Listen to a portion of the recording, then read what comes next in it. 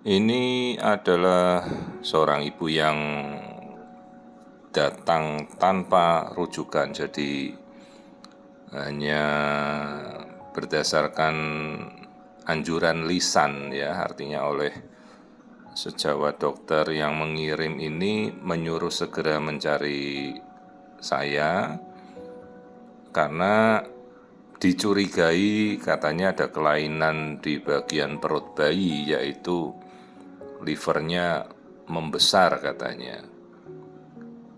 Saya sendiri bingung, lalu saya lakukan pemeriksaan, saya urutkan datanya, ternyata ibu ini riwayat sesar ya 2 kali, dan ini begitu saya melihat bekas sesarnya, aduh sudah sangat tipis sekali ya, di bagian bawah tempat sesar itu ketebalannya sudah 2 mm.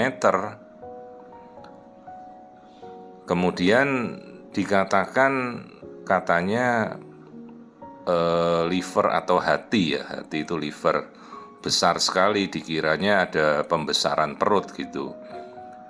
Kemudian saya lihat dari kondisi lain, ini air ketubannya masih bagus, plasenta juga normal, dan yang saya bingung tanpa dirujuk tiba-tiba datang ibunya ini tingginya hanya 149 cm ya.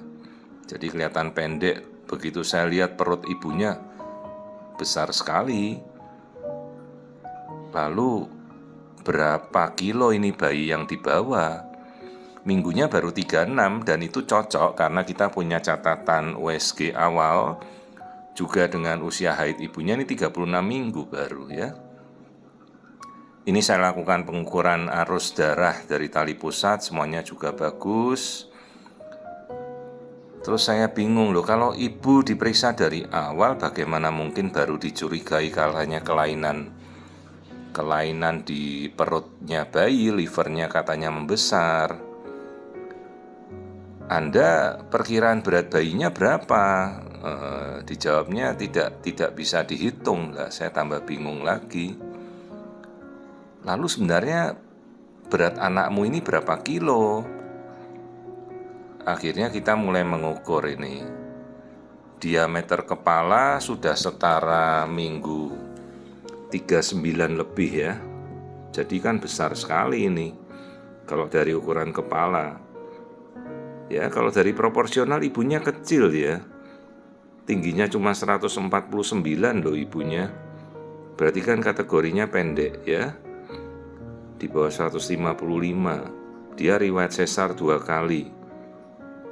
Lingkar kepalanya ini sampai 11 cm.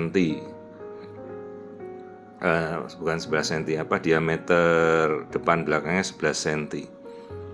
Terus saya cari bagian perut. Pertama kita amati dulu anatominya. Anatominya perut tidak ada apa-apa, bentuk ginjalnya juga normal, bentuk livernya juga normal, tapi saya memang melihat kok perutnya memang besar ya. Tapi begitu kita perbandingkan antara rongga dada dan bentuk rongga perut, perbandingannya imbang itu. Nah ini lingkar perutnya sampai 42 cm. Wah besar sekali. Bahkan sampai sudah tidak bisa masuk di pengukuran alat USG.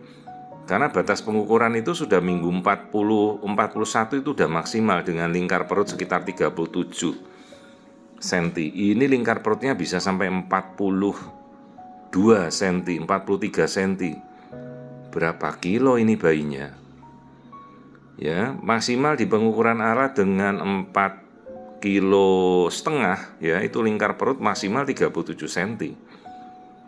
Berarti ini bayinya bisa sampai 5 kilo. Ya, sementara saya tidak melihat ada kelainan apa-apa di perut bayi.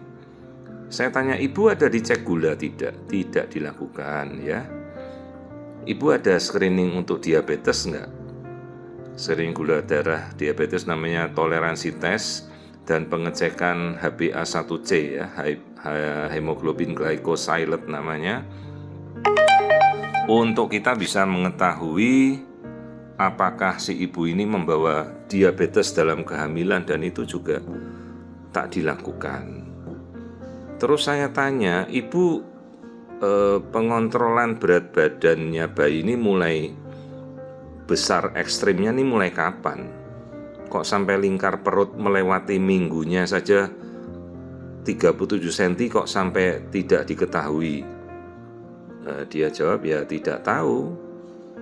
Terus saya tanya, ibu bekas sesar 2 kali, dokternya sama, ternyata berbeda. Loh, berarti dokter yang Anda mantau sekarang kan harus mengetahui itu kekuatan jahitan Anda yang bekas sesar 2 kali itu kuat enggak, ini masih nahan sampai bobot bayi bisa 5 kilo begini? Apakah mau dipertahankan sampai minggu berapa? Bayangkan kalau bayi Anda menendang bekas jahitan yang sudah tipis, tebelnya cuma 2 mm itu ya. Itu jahitannya kuat enggak? Kan dokter yang menjahit dulu kan beda dengan dokter yang memantau ya. Kita tidak tahu benang jahit apa yang dipakai, dulu minum antibiotik penyembuhannya yang jenis apa ya. Tipe jahitan tekniknya kan juga tidak ketahuan ya. Jadi sebagai dokter yang memantau kita juga harus sudah perhitungan. Ini bekas sesar mau yang ketiga kali, bayinya ekstrim besar, minggu 36, berat bayinya tidak diketahui secara pasti, kemudian dicurigai malah ada kelainan di perut bayi, tapi tidak dirujuk ya. Jadi ibunya disuruh secara lisan mencari saya, konsultan feto gitu. Tuh panjang pahanya saja 7,9, berat bayi secara ukuran aja sudah 5 kilo lebih, 5,1. Saya pernah dapat rekor bayi 5,5 kilo ya pada ibu diabetes, tapi dengan ibunya tinggi. Ini ibunya pendek, bayangkan jadi berapa besar itu perut ibunya. Saya sampai kaget melihat perut ibunya sedemikian besar. Tidak ada pemeriksaan lab penunjang, tidak ada pemeriksaan lab gula darah ya. Untuk kita mengarah ke diabetes, kasihan ya bayi diabetes dalam kehamilan ya. Banyak kasus ya balita lahir itu obesitas, ternyata dia sudah diabetes sejak bayi ya. Jadi ya kita juga harus memantau kondisi si ibu ya, jangan sampai diabetes tidak terkontrol gitu, kasihan bayinya. Ya bukan karena bayinya besar terus lucu gitu, tidak ya, tapi diabetes yang dibawa dari dalam kehamilan itu kan namanya diabetes tipe 1 ya, bisa jadi istilahnya juvenile diabetes tipe 1 yang sejak awal nanti organ pankreasnya itu tidak bisa memproduksi insulin dengan baik, kasihan. Ini saya coba melihat wajah ya, perhatikan tuh bentuk wajahnya sampai tembem banget ini bayinya. Tidak ada kelainan lain ya. Jadi saya segera anjurkan ibunya, Bu, Anda diskusi segera kembali dengan dokter Anda. Ini mau ditunggu sampai kapan ya? Dokter Anda tidak melihat bekas jahitannya tebalnya sampai berapa, ini sudah tipis banget. Kalau saran saya ya segera dilahirkan lah, ini dengan estimasi berat 5.000 gram lebih loh. Rahim Anda masih kuat enggak itu nahan berat bayi sampai segini? Belum ketuban, belum ari-ari. Goncangan sedikit saja kan bisa merobek bekas jahitan itu ya. Mana bayinya belum turun masuk panggul, ya jelas tidak mungkin, karena bayi ekstrim besar begini tidak mungkin dilahirkan normal ya, fatal ya, bahaya sekali. Dan kita anjurkan sudahlah Bu, kalau sudah sampai 3 kali sesar ya cukuplah, coba steril tubektomi ya, jangan nambah lagi dengan segala resikonya ya.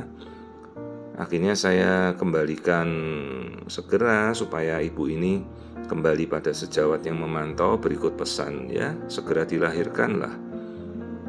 Karena kalau kita tunggu bayinya makin besar, rahimnya ibunya belum tentu kuat. Sementara kalau ini diabetes, pematangan paru-paru bayi itu biasanya telat.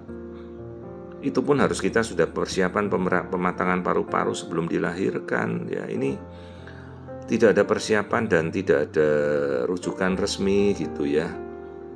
Rujukannya lisan ya, padahal di rujukan lisan itu artinya tidak tindakan apa yang dianjurkan, pertanyaan apa yang mau dianjurkan, tidak tahu ya. Jadi saya kembalikan ke sejawat, saya jawab semuanya dengan terstruktur, rencana-rencananya berikut edukasi ya, jangan sampai bayi diabetes itu kalau dilahirkan dia bisa hipoglikemi ya, gulanya drop. Biasanya kita harus persiapan infus gula, kemudian NICU ya, karena paru-paru kadang-kadang belum mematang meskipun bayinya ekstrim besar begini. Dan biasanya itu kadar gulanya tuh tinggi lah, begitu di dalam kandungan tinggi, begitu lahir langsung drop, dia hipoglikemi, ancamannya bisa hipoterm juga ya, itu resikonya.